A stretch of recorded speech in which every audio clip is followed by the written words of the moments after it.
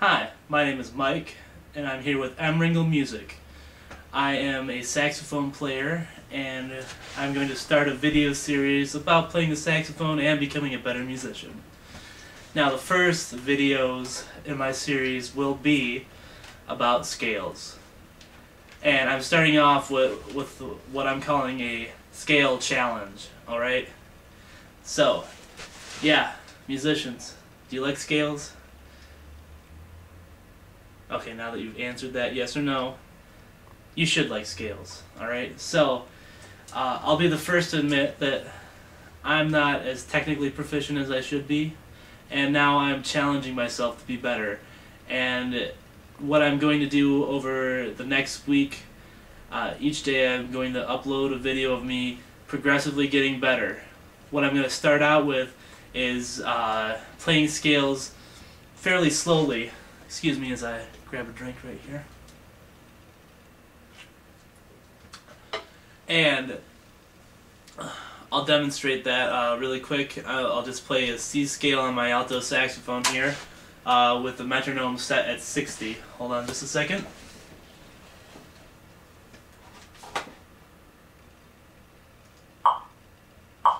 That's my metronome. I'm using an online metronome, metronomeonline.com. Alright?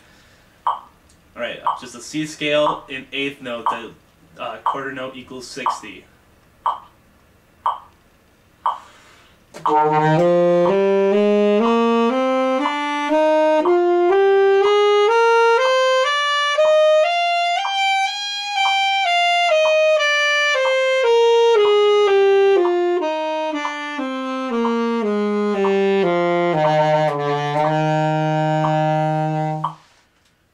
Alright, not too bad. Not too bad. There were a couple blips. I didn't start very well. I'm not worried about that, really, right now. Okay? I haven't practiced consistently in a few years. I'm going to start getting better, alright? Now, the first thing I'm going to talk about with this, I'm going to give you a tip each day, especially for saxophone players, but for any instrumentalist, you want to keep your fingers as close to your keys as possible. So we don't want to see a lot of this. Okay?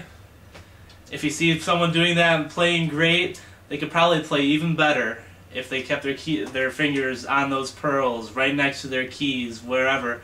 You know, and if you're a saxophone player in particular, you know, you've got these auxiliary keys up here. They move your fingers away. Try to keep them as close as possible.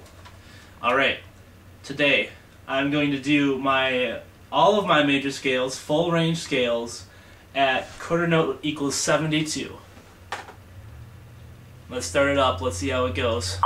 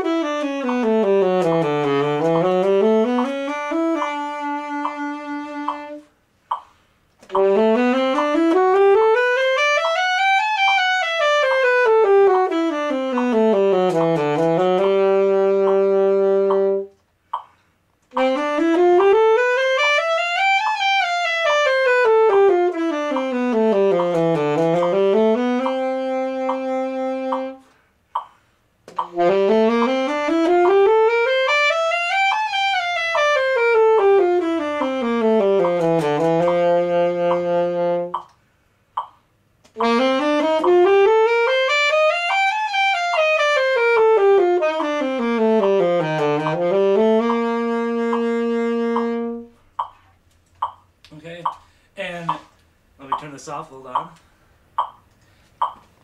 And you'll notice that I played my scales in a particular pattern. In that one, I was just adding a flat each time. It's called going around the cycle, or the circle of fourths, alright? Basically, that means the root note of each scale, the very first note you play, whether it's C, F, B flat, E flat. Oh, I'm going around the cycle right now. It means that they're a fourth apart, alright, from that note. If you don't know theory, you might not know what I'm talking about, but just go to the fourth note in the scale you just played, and that's the first note of your next key. Alright, another note, I already practiced my scales today. What I did was I practiced each scale 3 times at quarter note equals 60 in 8th notes. Alright? Now I just did 72 and 16th notes. Why would I do so slow in 8th notes? You know, 60 in 8th notes, a lot slower than 72 and 16ths. Well, it's because slow, perfect practice will make you a better player, technically. Better player technically, because you're not really dealing with a whole lot of music and scales. But you can kind of hear some of the music, especially when you start playing them faster and you're doing the cycle. Or if you're doing the circle of fifths, or you can do it in any pattern you can think of. So I challenge you musicians, right now, pick up your instrument. Go play your scales slowly. You'll figure new things out. You'll see patterns develop if you don't already know them. Alright?